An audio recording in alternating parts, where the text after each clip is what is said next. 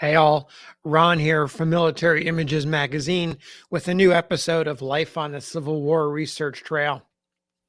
Part of my position as editor requires fact checking articles that are submitted by writers for publication, possible publication in the magazine.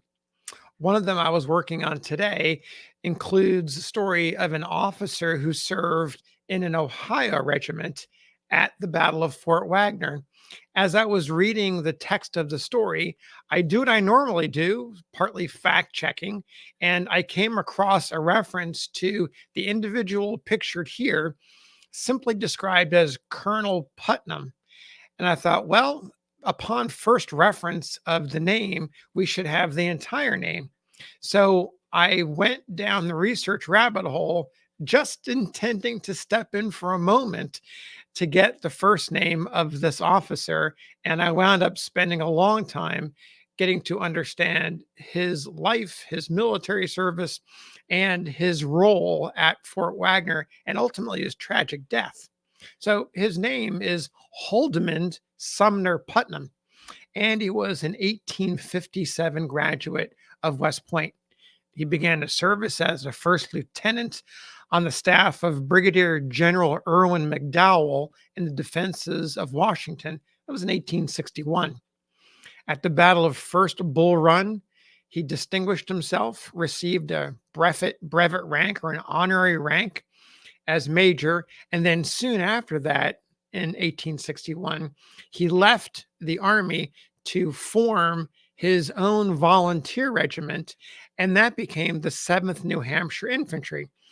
New Hampshire's his home state. He went home and basically organized a regiment and became the colonel of that regiment. West Point educated men being of a premium at that time because there were so few men in the United States who had the military training necessary to understand war, let alone command a regiment of 1,000 men. So, flash forward to July of 1863. By this time, Putnam is now not only the colonel of his regiment, he's now the colonel of an entire brigade of 4 regiments that includes his 7th New Hampshire. He is the 2nd brigade in line to make the attack against the defenses of Fort Wagner in July of 1863. The brigade ahead of him is commanded by Brigadier General George Strong, and that includes Colonel Robert Gould Shaw and the 54th Massachusetts Infantry. And you know what happened. You students of the Civil War know what happened to the 54th in that charge. It went into the evening hours. It was a terrible number of casualties on the list of wounded and killed, including Shaw, who was killed and buried with his men somewhere around the vicinity of the fort. That is very similar, eerily similar to what happened to Putnam. I want to tell you Putnam's story. In fact, a vivid account of his story appears in a newspaper called the Daily Green Mountain Freeman. That's in Montpelier, Vermont. It was published just a couple weeks after the battle on July 29, 1863, the facts of which seem generally accurate and line up with the history that we know today. So I want to read it to you because it tells you a bit more about what happened to Colonel Putnam. The headline of this story is Charge by Colonel Putnam's Brigade. And so it goes, quote, the brigade of Colonel H.S. Putnam, 7th New Hampshire Volunteers, was brought up in the rear of that of General Strong. It consisted of the 7th New Hampshire, which led the column, the 100th New York, the 67th and 62nd Ohio. When the advance was ordered, Colonel Putnam's brigade moved to the rear of the old house and deployed into line. In this form, they advanced again into the line of our entrenchments and then again deployed into close column. They organized, they tightened up. Story continues. After passing, they again deployed in line and in this manner advanced to the works. That's Fort Wagner.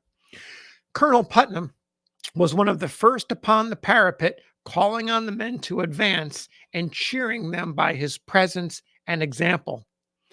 While there, he was struck by a grape shot from a cannon in the head.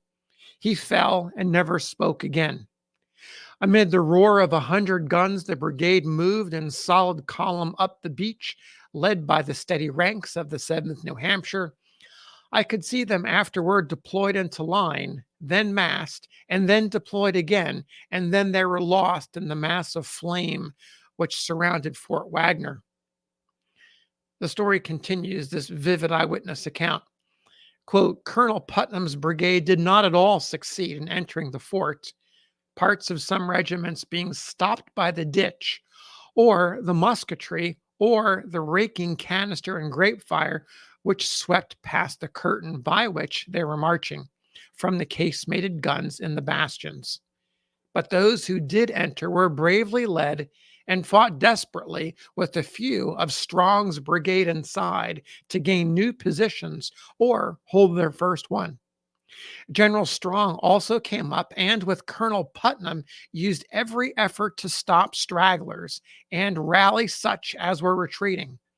Several times they charged over a traverse to drive the enemy from some guns, with which they were punishing them severely, but each time were driven back by dreadful volleys of musketry. Hold on a little longer, just a minute. Our reinforcements will be here in a moment, said the brave Colonel Putnam as his men were staggering back. And this he kept repeating every time they wavered. Hold on a little longer, just a minute. Our reinforcements will be here in a moment. Heroically he headed them. Bravely they stood by him till he fell. And then, many of the field and line officers being killed or wounded, they could not hold out till the reinforcements arrived, and they retreated over the path which was strewn with bodies. The howitzers renewed their howling. The grape came plunging after them. Fort Sumter, shelled the retreat, and the day was lost. All this while, for hours, the muskets, rifles, and howitzers had been flashing, now faintly and then in vivid sheets of flame. When the last troops left the fort, Stevenson's brigade had got within 150 yards of the fort, having been sent in as reinforcements, but they were ordered back in season to prevent any casualties. The brigade was very anxious to be in the fight, as was their brave commander. So there's the story of Putnam, his death on the parapet of Fort Wagner, leading his men, telling them to hold on for just a few more minutes until the reinforcements arrived. Of course, those reinforcements did not make it in time, and the 7th New Hampshire and the rest of its 2nd Brigade couldn't hold on to provide an opportunity for those reinforcements to come into play. Now, there is a rest of the story and a little bit of a twist. Putnam's body is somewhere in the vicinity of the parapet of Fort Wagner.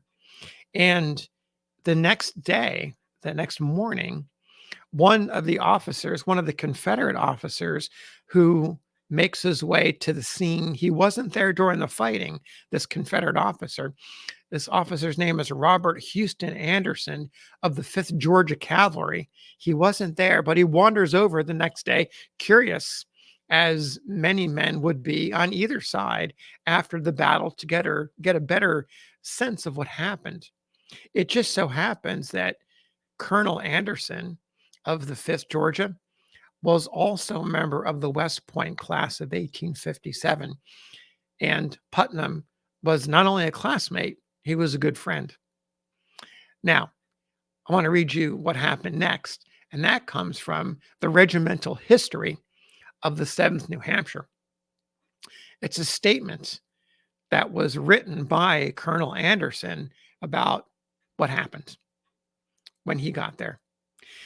He says, I was not stationed on Morris Island during the late war, but I visited it on the morning after the assault on Battery Wagner, also Fort Wagner, during a temporary cessation of hostilities for the purpose of burying the dead.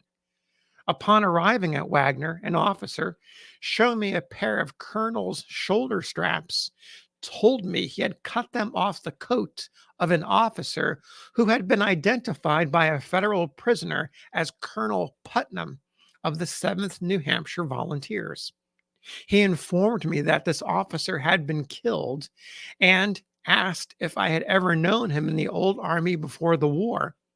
I replied, yes, that he was my old classmate and friend, and begged him to go with me and point out his body.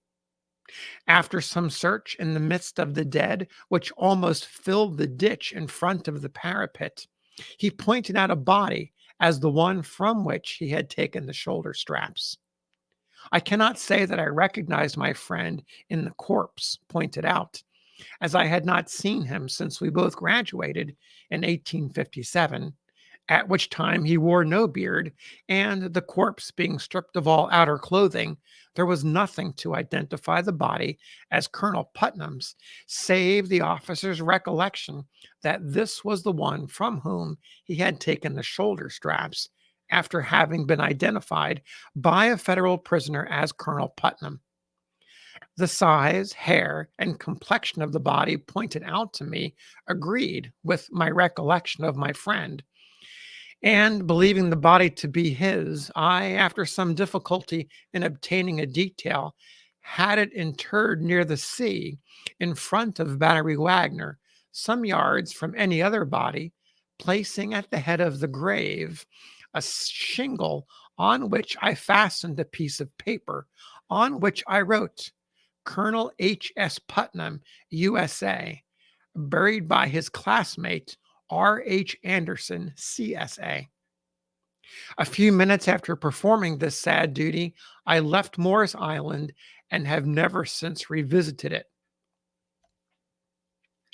Wow, what an account. What a serendipitous moment for Colonel Anderson, the classmate and friend of the now late Colonel Haldimand Putnam, both on opposite sides of the war, and Anderson in a final act of courtesy to a friend and former classmate slain during the Battle of of Fort Wagner, to take the body, Anderson to take Putnam's body, remove it to a place in front of the fort near the sea, give it a burial, and mark the body.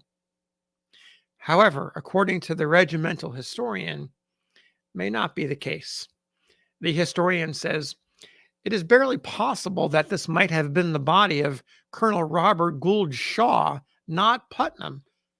Shaw of the 54th Massachusetts, who was killed in the same assault, being attired in a coat with shoulder straps. So the historian is noting that Shaw was wearing an officer's coat with shoulder straps. Putnam, he notes, was attired in a common soldier's blouse. That's a Civil War period way of saying a more casual coat, without straps or anything upon it to designate his rank. Quote, the only part of an officer's uniform upon him as he went into the assault was his pants and his cap. So the historian is basically saying that this could not be Putnam. In fact, Anderson was not necessarily misled, but perhaps he believed, and perhaps the man who claimed to take the shoulder straps believed that this, in fact, was the man. But in the confusion and chaos of the aftermath of battle, with bodies strewn across the battlefield, and as the regimental historian notes, all of the bodies had been stripped of their outer clothing. Most of the men were not buried in anything more than their underclothes, because blankets were considered so valuable, and any uniform, coats, pants, no matter if they were blue, whatever color they were, boots and equipment, were all taken away from the dead soldiers. And so chances are that although Anderson believed this to be the body of his friend and classmate Putnam. It certainly was probably somebody else. So there you have the story of Colonel Putnam of the 7th New Hampshire Infantry, suffering the same fate as Robert Gould Shaw of the 54th Massachusetts, just a half an hour behind the 54th as the 7th went into battle at Fort Wagner. And then the finding of the supposed remains of Putnam and pointed out to classmate Robert Anderson of the 5th Georgia Cavalry. So thanks for listening. We'll see you on the next episode of Life on the Civil War Research Trail.